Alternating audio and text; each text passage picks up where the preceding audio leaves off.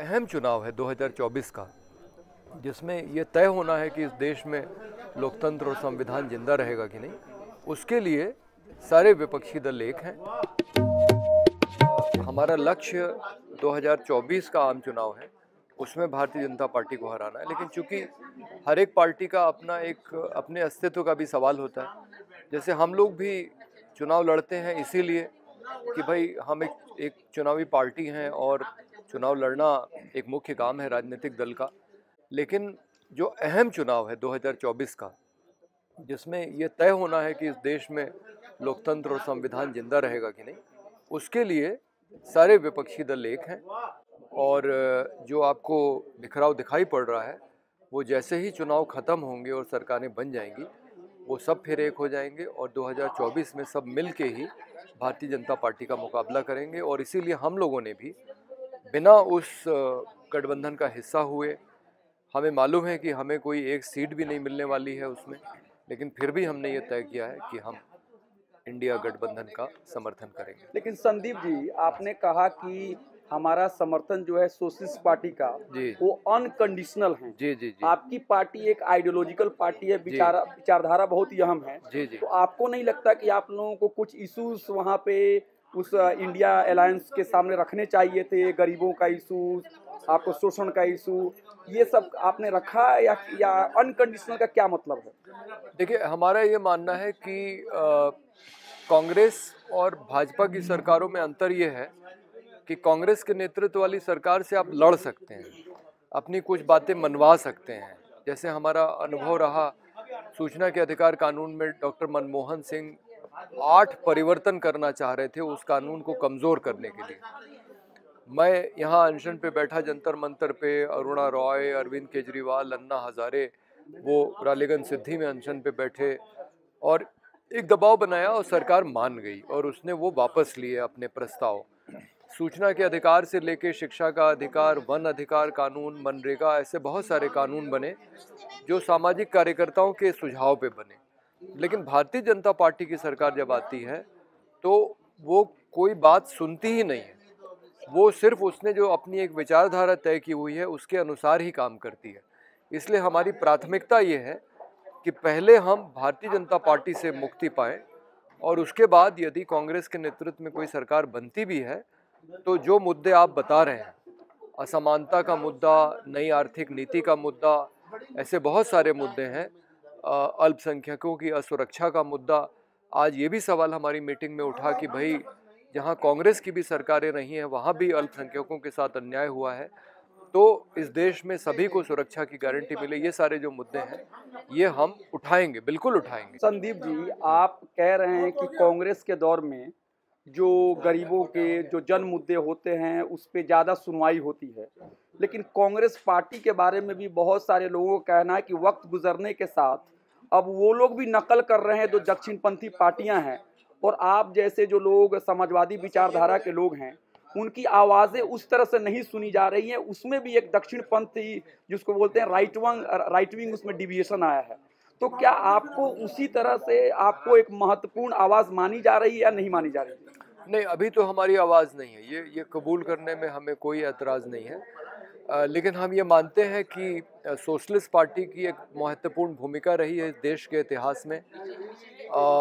चाहे वो लोहिया की सप्त क्रांति हो, पिछड़ों के आरक्षण को मुखरता से उठाने की बात हो, नर नारी समानता की बात हो, यह लोकसभा में किशन पटनायक द्वारा भुखमरी का सवाल पहली बार उठाने की बात हो, या इंदिरा गांधी ने जब आपातकाल घोषित किया तो जेपी के नेतृत्व में जनता पार्टी बना के उनको परास्त कर लोकतंत्र को बहाल करने की बात हो, तो हम अपनी वो भूमिका देख रहे हैं जो एक वैचारिक है।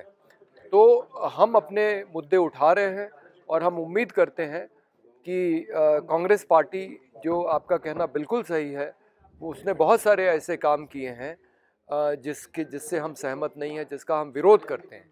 जैसे उदारीकरण, वैश्वीकरण, निजीकरण की आर्थिक नीति नरसिम्हा राव सरकार ने लागू की, बाबरी मस्जिद का ताला उन्होंने खोला, ऐसे बहुत सारे काम किए जो हमें मालूम है कि वो गलत थे।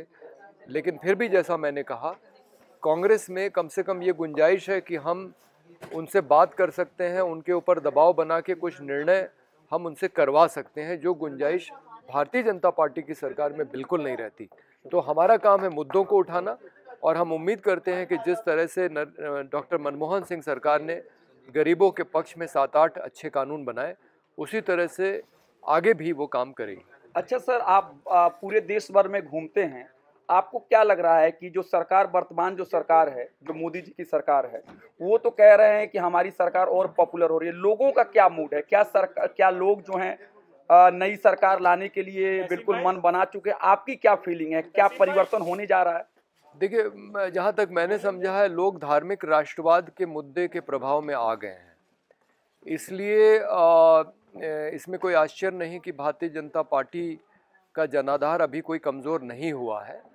लेकिन ये भी बात सही है कि उनकी जो दूसरी नीतियां हैं, लोगों के आम जीवन पे जो प्रभाव डालती हैं, चाहे वो अनाज का सवाल हो, बेरोजगारी का सवाल हो, या और जो सुविधाएं हैं, उसमें लोग काफ़ी त्रस्त हैं। लेकिन लोगों को कोई विकल्प नहीं दिखाई पड़ रहा है, इसलिए इंडिया गठबंधन एक विकल्प के रूप में आया है, और हम उम्मीद करते हैं कि अगले चुनाव में जनता इस गठबंधन को स्वीकार करेगी, और भारतीय जनता पार्टी की जो सांप्रदायिक राजनीति का एजेंडा है, और साथ ही इस देश को कॉरपोरेट के हाथों में सौंपने का, वो उसको खारिज करेगी। अच्छा, अगर आप राहुल गांधी जी से मिले या इंडिया अलायंस के बड़े नेताओं से मिले या कभी आपको बुलाया गया, तो आप अपनी पार्टी की तरफ से किन किन इश्यूज को उनके सामने रखेंगे कि उनको उन इशू पे काम करना चाहिए? कुछ अगर महत्वपूर्ण बिंदु हैं तो बताइए सर। सबसे पहला मुद्दा हम ये उठाएंगे कि समान शिक्षा प्रणाली और समान चिकित्सा व्यवस्था लागू करें, यानी कि सभी के लिए एक जैसी शिक्षा और चिकित्सा की व्यवस्था हो और मुफ्त हो, क्योंकि पूरी दुनिया में यही मॉडल है जो आम लोगों के हित में काम किया है। नंबर 2, रोजगार के अधिकार को मौलिक अधिकार बनाया जाए, जैसे आपने शिक्षा को बनाया है, और रोजगार को भी ग्रामीण क्षेत्र में 100 दिन के लिए बनाया है, लेकिन हम 365 दिन की और सभी नागरिकों के लिए रोजगार की गारंटी चाहते हैं। और संविदा और ठेका मजदूरी का जो व्यवस्था है, उसको ख़त्म किया जाए।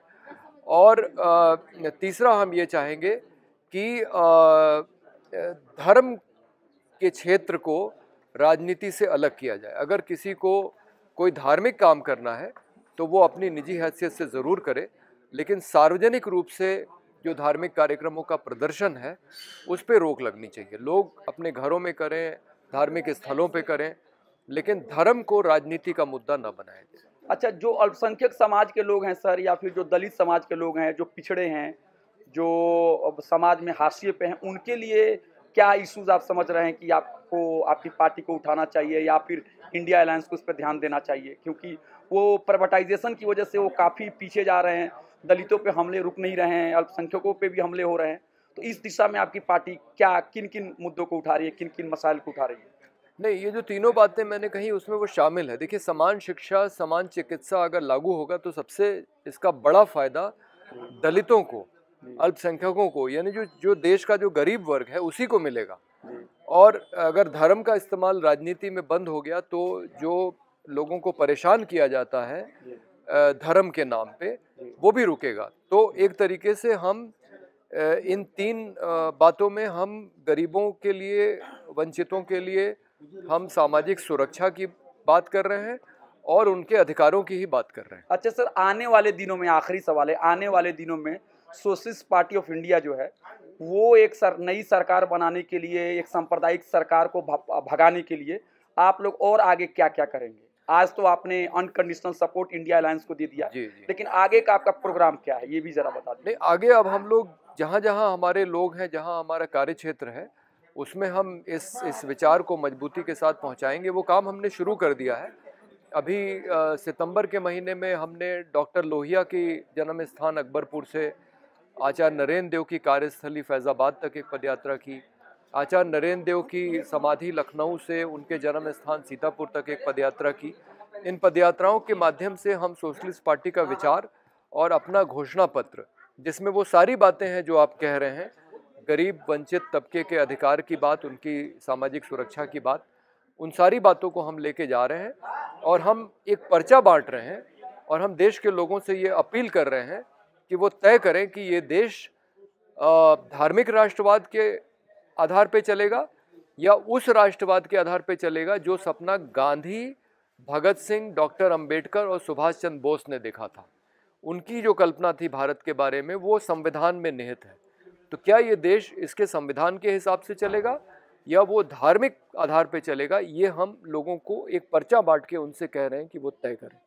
दोस्तों, इस वक्त हम लोग दिल्ली के राजेंद्र भवन में थे, जहाँ पे सोशलिस्ट पार्टी ऑफ इंडिया के जनरल सेक्रेटरी संदीप पांडे जी थे और आज एक कॉन्फ्रेंस हुआ है जिसमें उन्होंने बहुत सारे लोगों के बीच में, अपने समर्थकों के बीच में कहा है कि अभी सोशलिस्ट पार्टी ऑफ इंडिया जो है, हालात को देखते हुए एक सांप्रदायिक सरकार को बाहर करने के लिए उन्होंने जो अलायंस, इंडिया अलायंस है, उसको समर्थन दिया है।